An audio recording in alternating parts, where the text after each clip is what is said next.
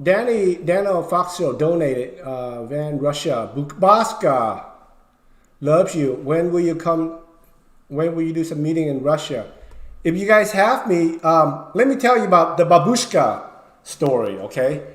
The reason I'm shouting babushka is because years ago, when I lived in West Hollywood, California, West Hollywood is a gay neighborhood. Okay, so West Hollywood is next to Beverly Hills. So Beverly Hills and then West Hollywood. So West Hollywood is all the gays. We're hairdresser, designer, interior designers, hustlers. You know, we're all there to service the rich people in Beverly Hills. That's why West Hollywood is there. Rich people in Beverly Hills with lots of money, and we're the gay servants in the West Hollywood. And then right next to the edge of West Hollywood is it's a large Russian community. It's Russian. You know, you go to Russian store, grocery store. There's a lot of Russian there. In my building, the front part is all Russian family. You know. So, and then we have a swimming pool. So just imagine this, okay? Gay boys in tiny bikinis with muscle body swimming around with old Russian women, you know, in, you know, the shawl and with a mixture of those two in the swimming pool. But then again, you know, they have Russian sons are very hot, very sexy, but they always wear like long shorts and t-shirts. I've never seen one ever take a shirt off. They swim with a t-shirt and long pants on, long shorts on, and around the pool. But I always hear all day long, babushka, babushka, all day long. I hear that all day long in my apartment, you know. And the only thing I could pick out from all that is babushka. So sometimes, you know, like, you know, I'm doing fisting in my apartment. I'm busy doing fisting. And then, I hear that, so I shout out my window, babushka! Babushka! And then they kind of quiet down after a while. So that way I can get back to my fisting. So that's where that came from. So it stuck with me all these years. So now when you hear me say babushka, it's me speaking to my Russian neighbors that I'm busy, I'm fisting in here, and you guys are making too much noise. Swear to God, it's true. I'm not making this shit up.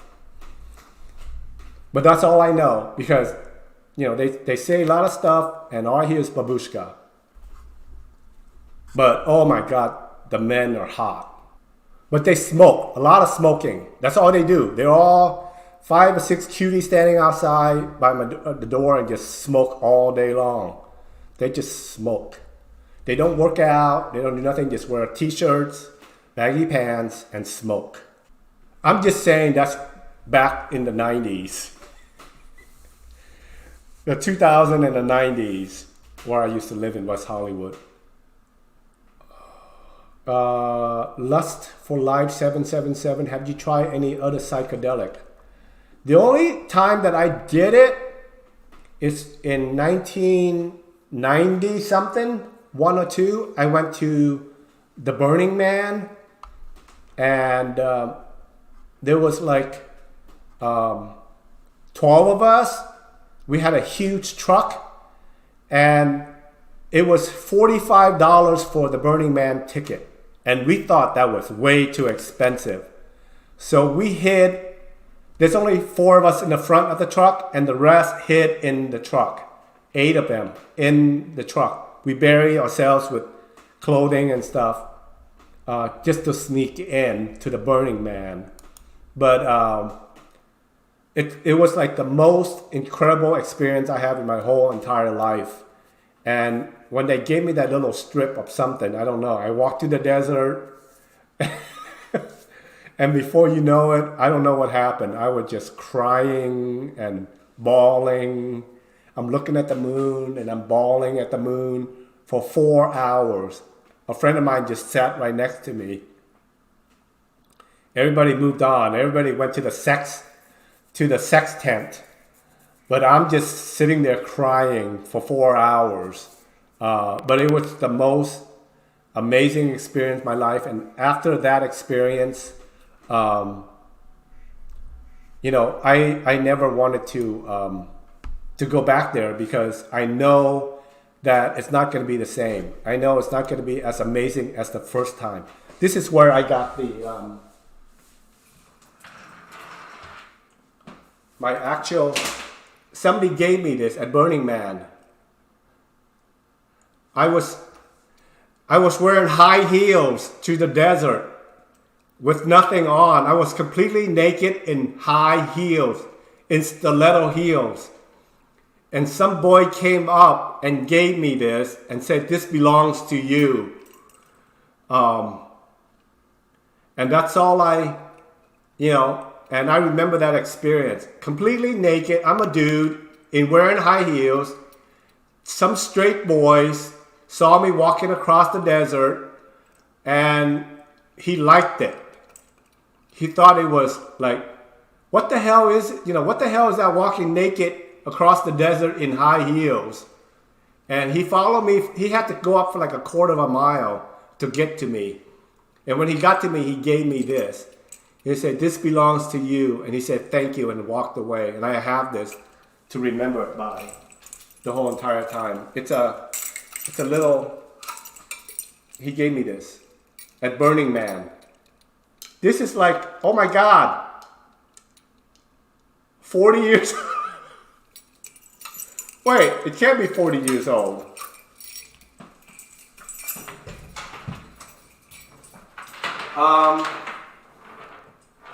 And then somebody made me this.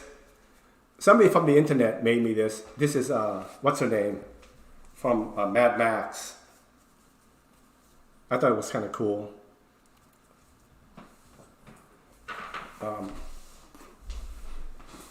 What's her name?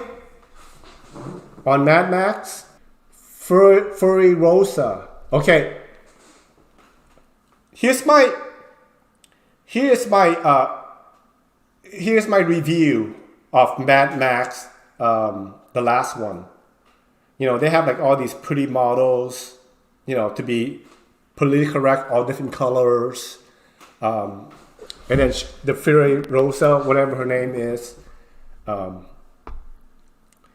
What's her name? It's not Furry Rosa, doesn't sound right. What's her name? Anyway,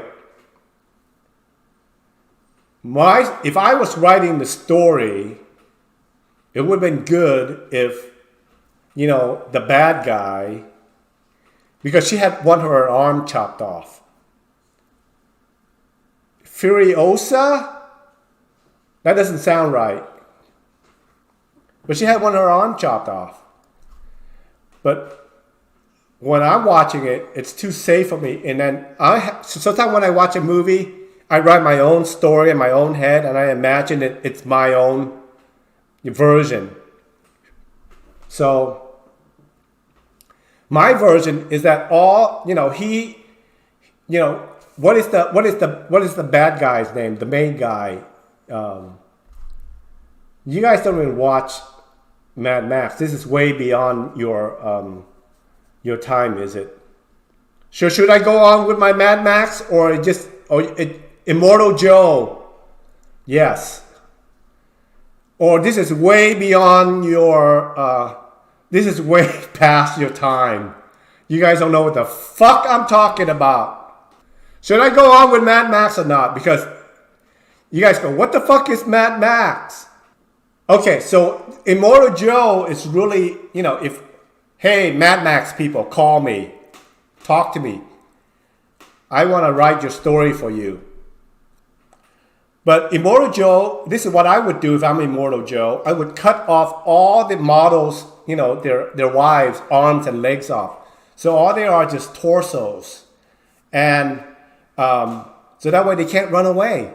But you have like these plain girls, they would be like, wearing a mask over their head, and they would be their own, these wives' arms and legs.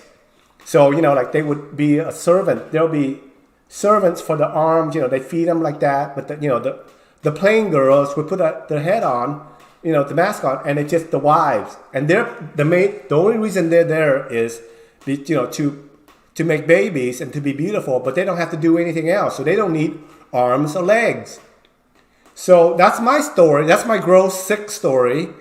And Furiosa, when she was young, they start them off really young, and then they grow up. They prune them to be really beautiful women. But when she was a kid, they chop her arm off, but she grabbed the arm and she started beating the fuck out of whoever trying to do that to her. And Immortal Joe saw that, oh my God, this girl got a fight in her. We're going to make her a warrior instead of my future wife. And that's the story. Okay? Wouldn't that be amazing? I would love that story. Beat the shit out of somebody with her own arm, as a little kid. But